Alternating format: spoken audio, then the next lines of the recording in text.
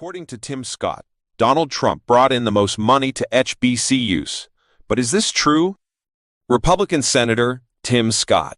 Tim Scott, along with Donald Trump, had a town hall in February 2024 to discuss why Trump should be re-elected for president this year in November.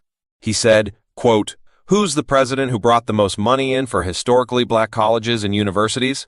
Donald Trump."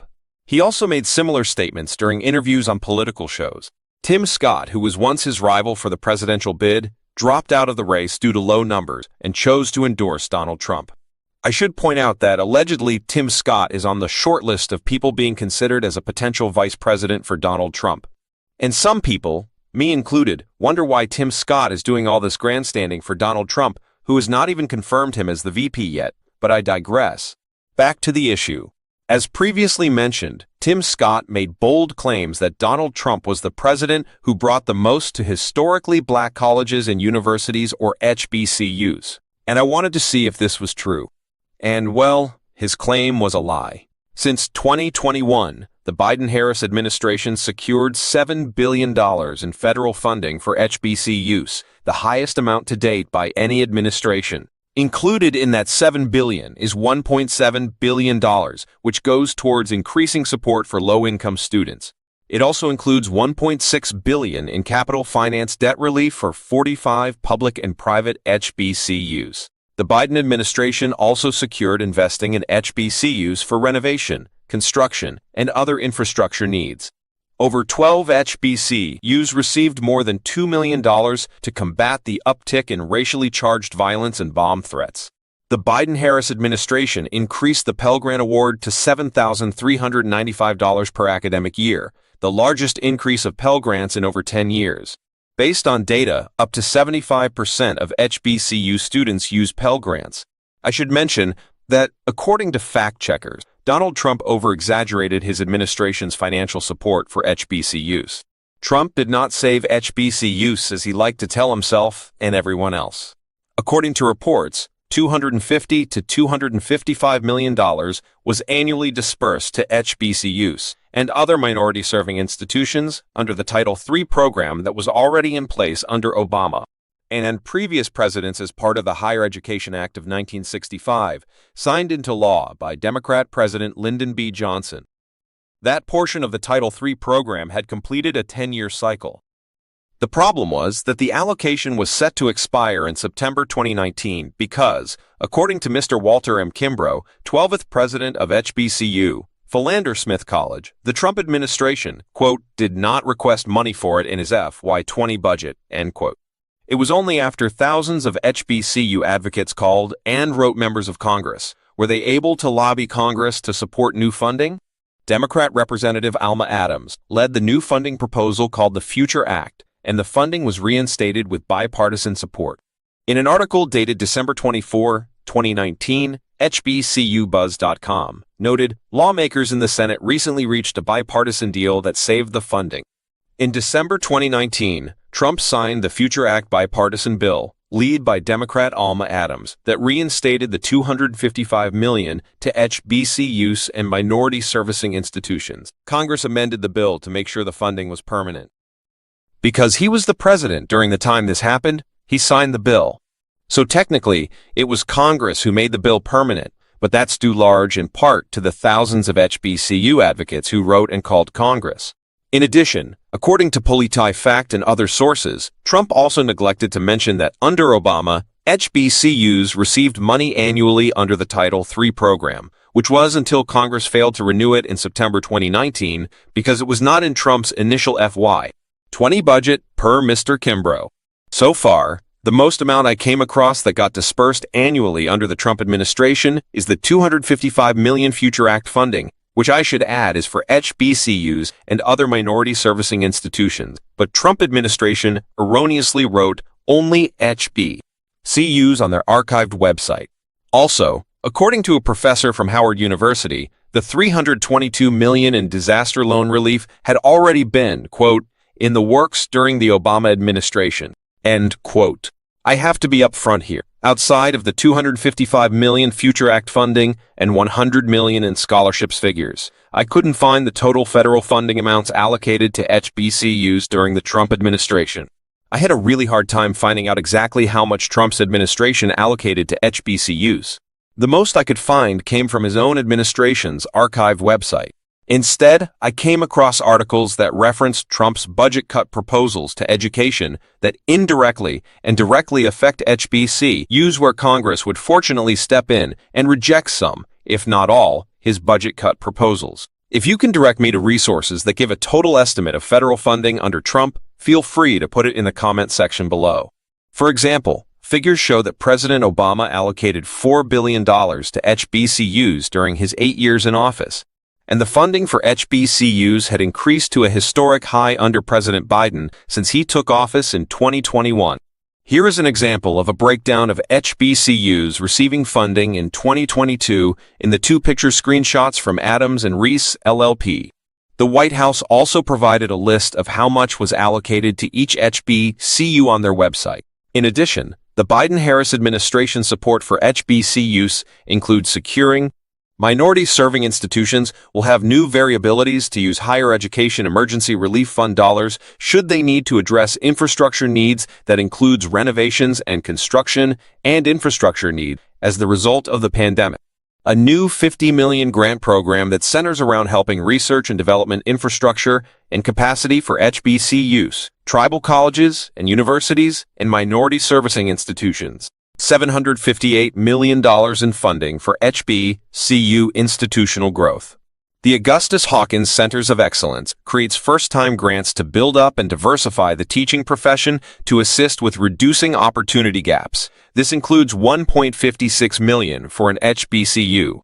The Biden-Harris administration also brought attention to funding inequities for 1890 land-grant institutions. 16 governors received correspondence from Biden-appointed U.S. Secretary of Education Miguel Cardona and U.S. Secretary of Agriculture Thomas Vilsack regarding the $12 billion funding gap between land-grant HBCUs and their non-HBCU land-grant counterparts in their states between 1987 and 2020.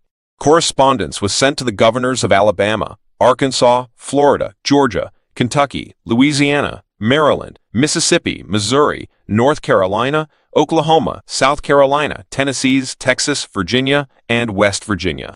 Due to this funding gap, it left many HBCUs no choice but to function with insufficient and subpar resources and postpone investment in campus infrastructure, student resources, research development, and so forth.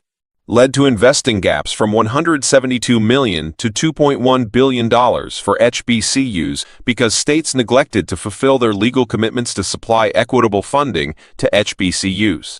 Cardona said in a statement, "Unacceptable funding inequities have forced many of our nation's distinguished historically black colleges and universities to operate with inadequate resources and delay critical investments in everything from campus infrastructure to research and development to student support services." CNN reached out to some of the governors regarding the correspondence, and some responded. CNN previously reported on a story of 6 students from Florida Agricultural and Mechanical University who filed a federal lawsuit against the state of Florida alleging the institution has been underfunded for decades. Land-grant institutions were created to assist people with obtaining higher education in farming and mechanical skills. It was drafted in 1862 under the Morrill Act and later amended in 1890 and 1994 to address educational inequality among African Americans and Native Americans, as stated by the USDA. Per data collected from CNN, land-grant HBCUs are in 18 states, and the USDA said that only Delaware and Ohio have, quote, equitably funded their respective universities.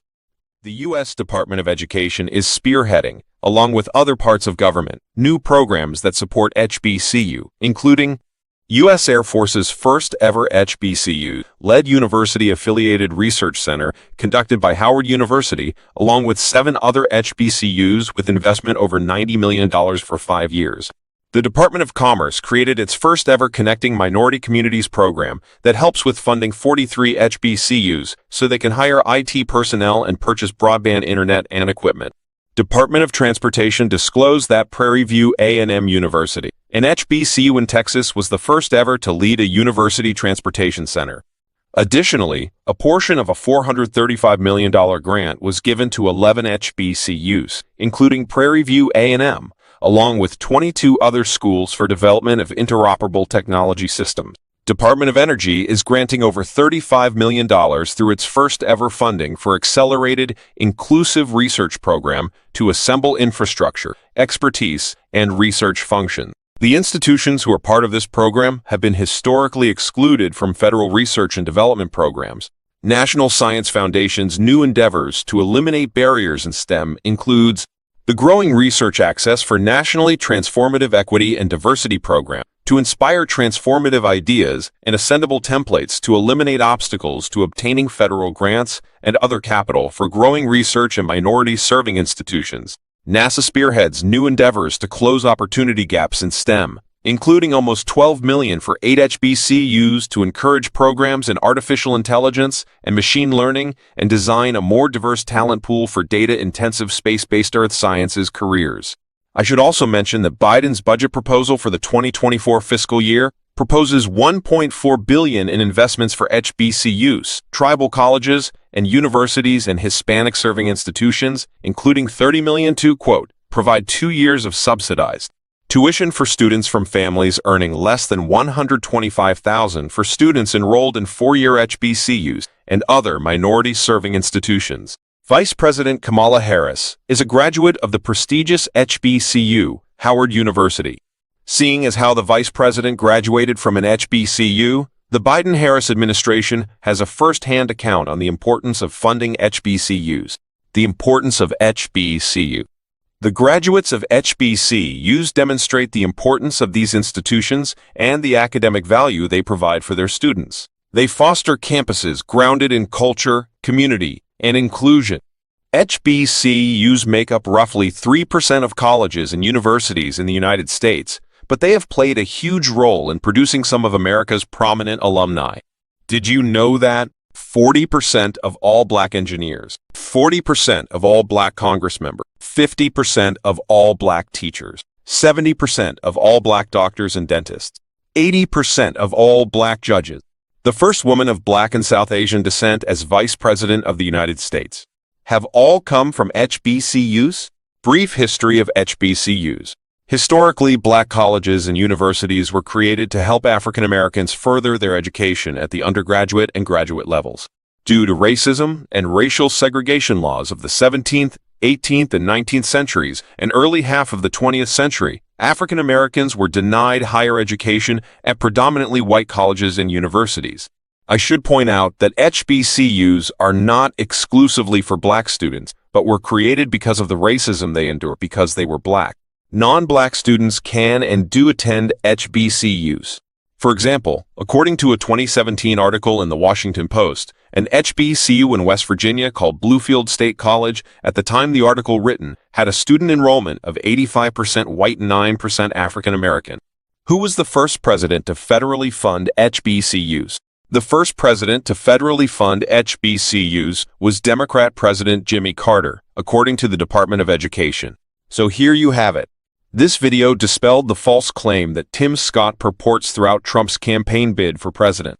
Additionally, according to reports, quote, the Trump administration's record with HBCUs has been mixed. End quote. So, there we have it. Donald Trump did not save HBCUs, and he did not give the most to HBCUs either. This concludes our video. If you have managed to watch it until the end, we thank you. If this video has been helpful to you, liking this video and subscribing to our channel would mean a lot to us. What that does for us is it gives us an indication that we are building an audience and that we are creating helpful content for our viewers.